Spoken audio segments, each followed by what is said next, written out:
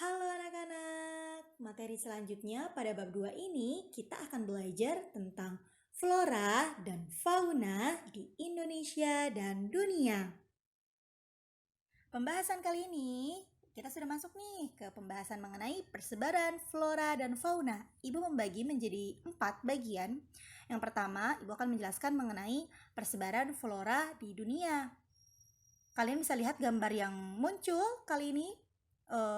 Ini tergantung dari garis lintang yang semakin tinggi ya, mulai dari yang iklim tropis nih di bawah sampai iklim sedang, subarktik dan arktik.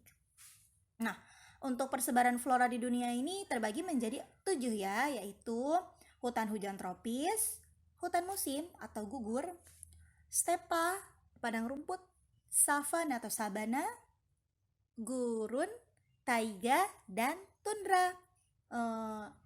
Memang di bab ini menjelaskan tentang persebaran flora di dunia, tapi Ibu akan sedikit menyinggung hewan apa saja ya yang ada di bioma-bioma ini karena Ibu menggabungkan pembahasan mengenai karakteristik bioma-bioma di dunia dengan persebaran flora di dunia. Nah, seperti itu. Yang pertama ada bioma hutan hujan tropis. Coba kalian perhatikan peta yang muncul kali ini. Nih, di peta dunia ini ada yang ditandai dengan warna hijau, bisa kalian lihat. Nah, itu merupakan persebaran dari hutan hujan tropis di dunia. Ada di mana aja nih? Dari yang paling barat atau kalau kalian lihat dari layar HP atau laptop kalian, ini di paling kiri itu yang hijau ujung situ merupakan Amerika Tengah. Kemudian ada sebagiannya Amerika Selatan. Semakin ke samping kanan itu ada di Afrika, Madagaskar. Kemudian makin kanan lagi ini ada bagian Asia Tenggara ya, terutama Indonesia, Malaysia, dan ada Filipina. Juga ada di Australia bagian utara. Dari petanya aja kita bisa melihat ya bahwa sesuai namanya hutan hujan tropis. Hutan ini memang ada di wilayah-wilayah tropis, dan ini kalau kita tarik garis lurus, ini hutan-hutan ini dilalui oleh garis khatulistiwa. Makanya spesial sekali ya. Nah, jenis tanaman apa aja sih Bu yang ada di hutan hujan tropis ini? Nah, tanaman-tanamannya itu amat sangat beragam atau heterogen, berbeda-beda. Mulai dari tanaman epifit. Apa sih Bu tanaman epifit nih? Ada contohnya Ibu munculkan ya. Itu tanaman bromelia, tanaman yang menumpang di tanaman lain tapi tidak menyebabkan kerugian bagi tanaman yang ditumpanginya. Berbeda ya dengan parasit, ada juga kan tanaman parasit itu yang nempel gitu di tanaman lain tapi mengambil energi dan mengambil vitamin atau mengambil kandungan dari tanaman yang ditempelinya, itu parasit. Kemudian ada juga nih liana. Liana itu tanaman-tanaman yang seperti pemanjat-pemanjat ya, di belakang sana. Ini gambar kedua Ibu munculkan tanaman yang banyak semak-semak dan seperti rerumputan juga. Juga ada yang paling khas gitu ya di hutan hujan tropis ini, pohon-pohonnya sangat besar dan berkanopi rapat. Maksudnya kanopi rapat ini saking padatnya gitu ya pohon-pohon sehingga cahaya matahari sulit untuk menembus dasar hutan hujan tropis ini. Makanya hutan hujan tropis ini juga terkenal sangat lembab gitu di hutan tersebut.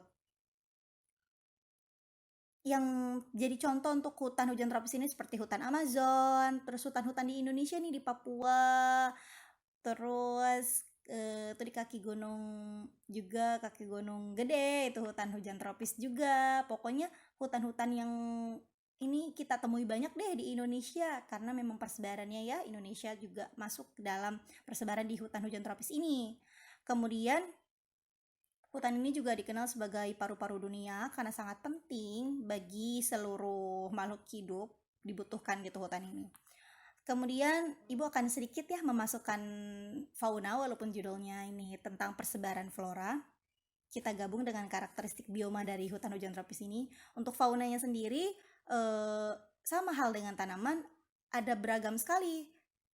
Tanaman di hutan hujan fauna di hutan hujan tropis mulai dari mamalia, reptil, amfibi, dan berbagai jenis burung. Bahkan serangga menjadi kelompok paling besar loh yang hidup di hutan hujan tropis. Misalnya kupu-kupu yang warnanya cantik-cantik, nyamuk, dan koloni semut.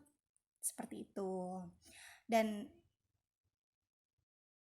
ciri-ciri dari hutan hujan tropis ini juga hutannya itu sepanjang tahun akan selalu hijau.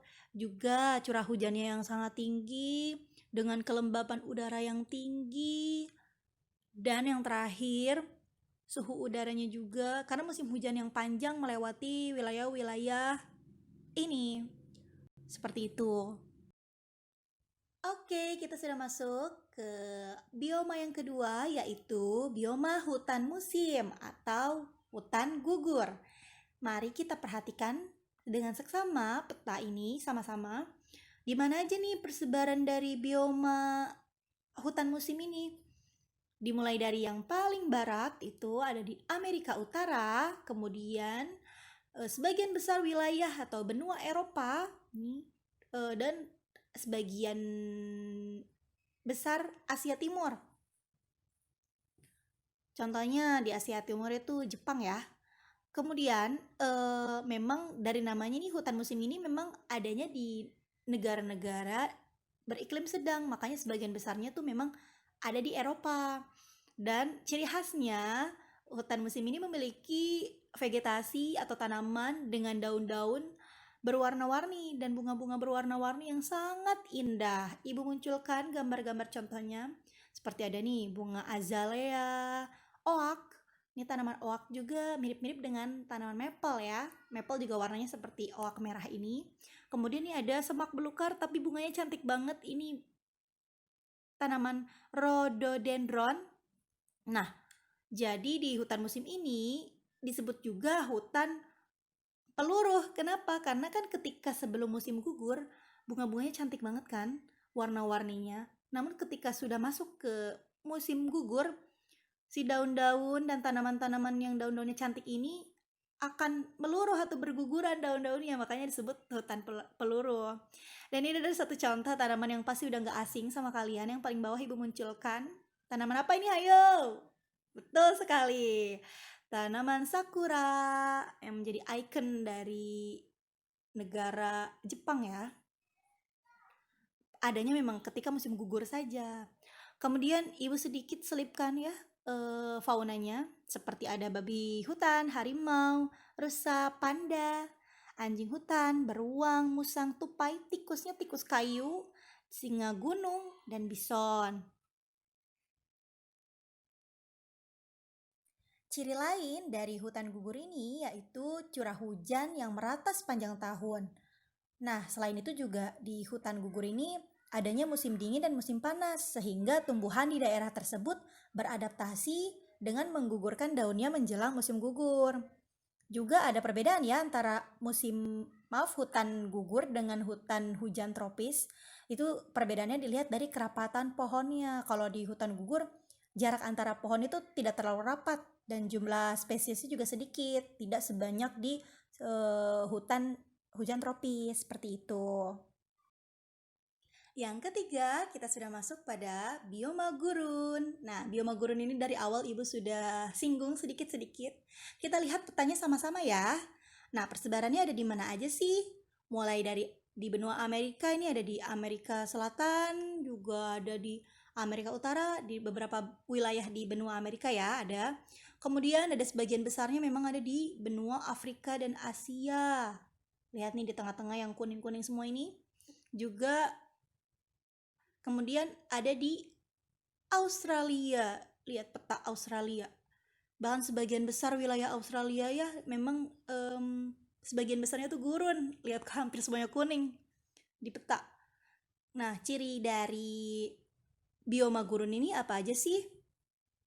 Cirinya yang pertama, bioma gurun, curah hujan di gurun ini memang sangat rendah. Jarang sekali hujan lebat terjadi di wilayah ini. Dan hujannya ini tidak teratur, bisa turun kapan saja. Dan sinar matahari di gurun ini sangat terik, penguapannya tinggi, dan makanya bioma gurun itu panas banget ya. Tapi untuk perbedaan suhu siang dan malamnya itu sangat tinggi. Jadi kalau malam dingin banget tuh, kalau siang itu panas banget. Dan untuk vegetasinya sendiri biasanya berdaun kecil ya, tanaman-tanamannya itu, atau seperti duri. Terus kemudian juga ada yang tidak berdaun, dan tanaman-tanaman di bioma gurun ini biasanya berakar panjang sehingga dapat mengambil air dari tempat yang dalam dan dapat menyimpan air dengan baik, karena kan eh, curah hujan di sini tidak tentu. Jadi mereka tanaman-tanaman itu menyesuaikan, bisa menyimpan air dalam waktu yang lama gitu di akar-akarnya yang panjang itu.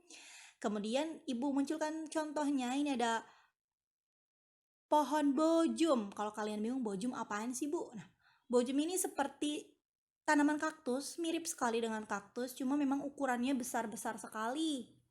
Nah, biasanya untuk tanaman bojum ini kebanyakan tumbuhnya itu di Australia ya. Dan ada juga sih di Amerika, terutama di California. Nah, bioma gurun ini kan tersebarnya banyak ya. Nah, tanaman-tanaman di gurun benua Amerika dengan Australia atau dengan Asia kadang-kadang beda. Untuk di Asia dan Afrika sendiri itu khasnya itu tanaman kurma. Nah, siapa yang belum pernah mencoba buah kurma? Ayo, udah tersebar di pasar-pasar banyak ya kurma.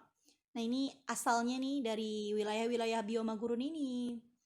Kemudian ada juga, jangan kalian berpikir bahwa di bioma gurun paling tanaman-tanamannya yang gitu-gitu aja, yang berduri-duri aja.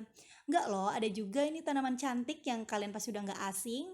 Tuh dandelion yang kalau bunganya udah mekar tuh bisa ditiup, view, terbang-terbangan ya. Si kelopak-kelopak bunganya. Nah, untuk dandelion sendiri itu bunga-bunga cerah ini ya adanya di gurun Amerika. Seperti itu. Kemudian untuk hewannya sendiri, ini udah nggak asing kalian pastikan, ada unta, harimau di gurun juga ada. Juga hewan-hewan bertubuh kecil yang hidupnya tuh di lubang-lubang. Jadi kalau siang hari mereka jarang keluar, mereka ada di dalam lubang-lubang di gurun itu. Dan biasanya keluar tuh untuk mencari mangsa malam hari. Ini contohnya seperti tikus, ular gurun, dan hamster gurun. Selanjutnya ini ada padang rumput. Ini di sini ibu memasukkan dua bioma secara langsung karena dua bioma ini saling ketergantungan atau berkesinambungan. Yang pertama ada stepa. Kalian bisa lihat petanya. Maaf ya kecil petanya. Ini wilayah persebarannya juga tidak begitu banyak. Ini ada di sekitar Afrika Selatan, Amerika Serikat, juga Amerika Selatan, Mongolia, Asia, dan Eurasia. Nah, untuk stepa ini merupakan padang rumput ya. Padang rumput beriklim sedang, maksudnya wilayah persebarannya itu ada di wilayah-wilayah iklim sedang. Dan ciri khas dari bioma stepa ini benar-benar itu sepanjang hamparan bioma itu tuh cuma rumput aja. Tanamannya tuh benar-benar cuma rumput dan semak-semak sedikit, dan pokoknya dari ujung ke ujung ya bisa kalian lihat gambarnya munculkan ada hewan-hewan, kerbau-kerbau sepertinya yang sedang makan rumput-rumput di bioma stepa. Makanya ini ciri khas tanamannya memang hanya rumput sepanjang biom ini. Kemudian untuk hewan-hewannya sendiri ada rusa, kerbau, kanguru, harimau, serigala, maaf, singa, bukan serigala, dan ular, dan masih banyak lagi. Dan yang kedua itu ada sabana. Kenapa ibu gabungkan dengan stepa? Karena bioma sabana ini juga merupakan padang rumput. Namun yang perbedaannya dengan stepa, untuk padang rumput sabana ini merupakan padang rumput yang khas ada di wilayah tropis. Kita lihat petanya sama-sama nih yang warnanya oranye di peta. Itu sebagian besar ya benua Afrika, itu paling luasnya itu sabana ada di sana. Kemudian ada juga di Australia Utara, juga Amerika Selatan, dan sebagian kecil dari India, juga sebagian kecil dari Indonesia. Ini ada yang spesial loh, sabana ini ada juga loh di Indonesia. Ini ibu ambil contoh gambarnya itu di wilayah Indonesia. Ada yang tahu nggak ini di mana? Wow, pandai sekali kalian yang bisa menjawab. Ini benar, ini ada di Taman Nasional Baluran. Banyuwangi, Jawa Timur. Karena memang sebagian kecil Indonesia yang memang ada sabana di Indonesia itu ada yang dekat-dekat Bali. Nah, ini kan Banyuwangi sebelah-sebelahan ya sama Bali. Juga ada di Nusa Tenggara Barat. Seperti itu. Kan tadi untuk stepa itu hamparannya pure gitu ya, dari ujung ke ujung rumput semua. Kalau sabana yang membedakannya, padang rumputnya itu diselingi oleh pohon-pohon dan semak belukar. Bahkan ada pohon-pohon yang tinggi juga, seperti itu. Untuk sabana anak-anakku, contohnya itu ada tanaman rumput gajah, akasia, eukaliptus ya, yang menjadi tanaman-tanaman em, selain rumput-rumput di sabana. Untuk hewannya sendiri itu ada kuda, zebra, macan tutul, singa, gajah, kijang, dan lain-lain. Selanjutnya kita sudah masuk ke bioma taiga. Ayo, apakah kalian tidak asing dengan bioma taiga? Lihat persebarannya. Bahkan di bumi ini sebagian besar itu bioma taiga loh ada di dunia. Terutama di bagian bumi bagian utara. Lihat ya, yang warna merah ini merupakan wilayah persebaran dari bioma taiga tersebut. Mulai dari Kanada, Alaska, ya di Amerika, kemudian ada Rusia, Asia bagian utara, sampai Eropa. Ini bagian-bagian utara bumi ini taiga ini khas sekali ada di wilayah utara bumi.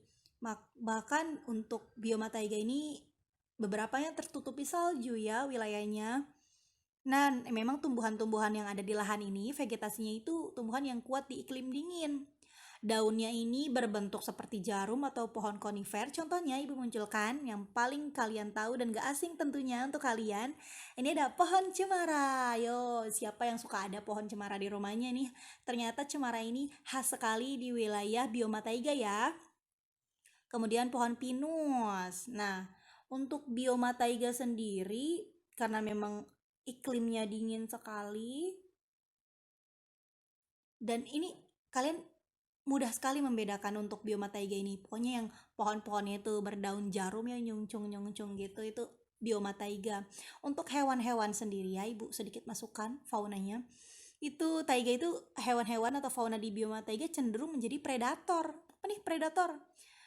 Seperti keluarga musang. Ya contohnya anjing hutan, berburu tebal, macan, terus cerpelai dan beberapa hewan lainnya ini mereka ini memburu herbivora, hewan-hewan pemakan tumbuhan seperti kelinci salju ya yang kecil-kecil, tupai merah.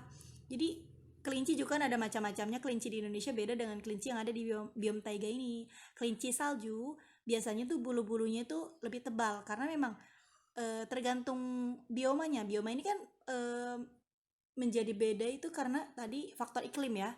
Semakin bioma ini adanya di wilayah utara-utara, maka hewan-hewan dan tanamannya pun menjadi tanaman yang bisa menyesuaikan dengan iklim dinginnya. Hewannya pun biasanya hewan-hewan dengan bulu-bulu tebal, seperti itu. Ciri lain dari bioma taiga yaitu ketika musim panas cuacanya menjadi hangat, banyak hujan dan lembab. Nah, suhu pada musim panas juga rendah.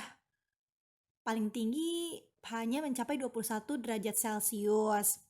Dan ketika musim dingin sangat dingin, bahkan banyak salju. Jadi hujan di bioma taiga ini bentuknya bisa berupa air, berupa salju dan embun.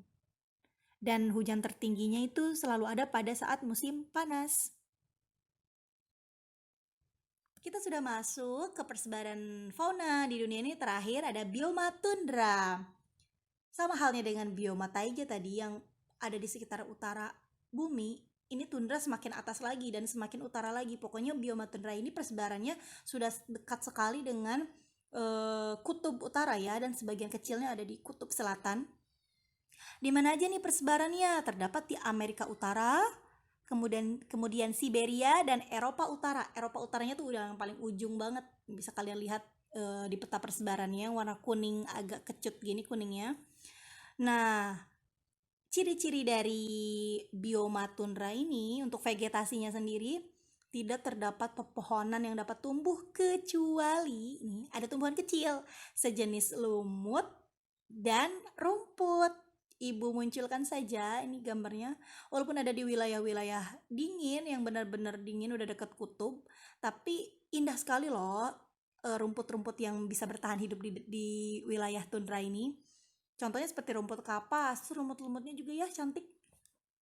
Rumput-rumputnya yang berbunga gitu yang tahan dengan wilayah dingin karena memang tumbuhan di daerah ini bisa beradaptasi dengan baik dengan iklim dinginnya sehingga tumbuhan yang ada di bioma tundra ini masih tetap hidup meskipun dalam keadaan beku. Wah, keren sekali ya. Makanya hanya ada lumut dan rumput saja untuk bioma tundra ini. Kemudian untuk faunanya sendiri, fauna-fauna yang ada di bioma tundra ini fauna-fauna atau hewan-hewan kutub seperti beruang kutub. Pokoknya hewan-hewan kutub deh. Bukan yang kalian tahu tentu bukan eh, bukan beruang kutub saja kan? Ada apa aja nih hewan-hewan kutub? Mulai dari kelinci salju juga ada, kemudian rubah, tupai, singa laut, bison kutub. Ini kalau ibu inget bison tuh ibu suka inget sama film Avatar deh. Avatar punya bison kan? Si Eng ini, si Eng Avatar ini. Nah, seperti itu gambaran jelas bisonnya ya. Makhluk hidup akan cenderung hidup di lingkungan yang cocok dengan mereka. Seperti tumbuhan, tadi kita sudah menjelaskan dan belajar bersama 7 biom ya pembagian flora di dunia. Kali ini sama halnya juga dengan hewan. Mereka juga memiliki pembagian-pembagiannya. Nah, hal ini dibagi kita kenal dengan pembagian oleh seorang ilmuwan dari Inggris bernama Alfred Russel Wallace yang membagi pembagian fauna ini menjadi 6 wilayah bagian, yaitu ada Nearktik, Neotropik, Palearktik, Ethiopian, Oriental, dan Australian. Pembagian ini didasarkan oleh faktor-faktor seperti fisik, klimatik, biotik yang tadi sudah Ibu sebutkan di awal ya. Bahkan ada juga loh untuk hewan ini karena faktor sejarah geologi. Coba deh kita ingat-ingat lagi pelajaran kelas 10. Kalian pasti pernah belajar kan tentang sejarah pembentukan muka bumi.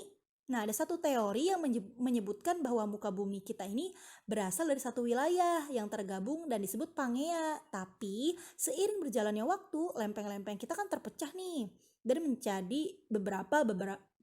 menjadi bagian beberapa benua, maka terpisah-pisah. Makanya nih, kenapa nih fauna yang ada di Indonesia bagian timur mirip dengan fauna yang ada di Australia. Nah, ini ternyata ada hubungannya juga dengan sejarah geologi ini. Oke, langsung aja kita masuk yuk ke pembahasan mengenai persebaran fauna di dunia. Yang pertama yaitu Nearktik. Wilayah persebarannya ada di Amerika Utara, Amerika Serikat, dan Greenland. Nah, untuk Nearktik sendiri, contoh-contoh hewannya ya, Ibu munculkan ada kalkun, tupai, salamander, tikus berkantung, dan bison. Untuk wilayah Nearktik, ini memang ada di padang rumput ya, dan wilayah-wilayah hutan konifer yang tadi kalau bioma berarti masuk ke bagian bioma taiga dan bioma stepa. Kemudian yang kedua ada wilayah neotropik. Ini persebarannya ada di Amerika Tengah, Amerika Selatan, sebagian besar Meksiko.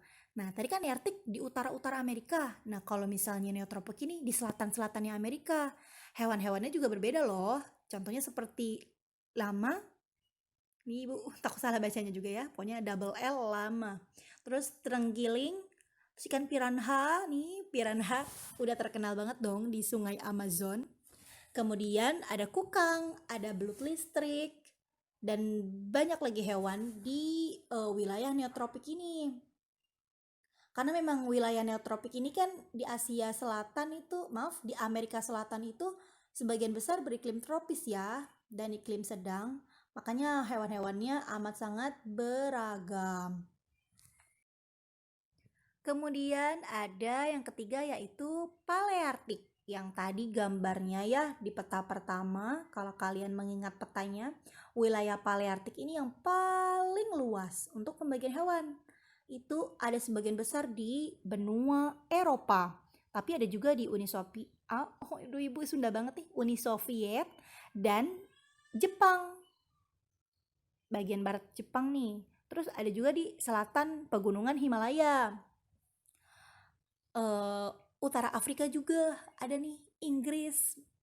Nah, hewan-hewannya apa aja sih? Hewan-hewan di Palearktik ini kan karena memang tadi ibu sebutkan ya, mirip-mirip masuk ke wilayah bioma tundra dan taiga ini.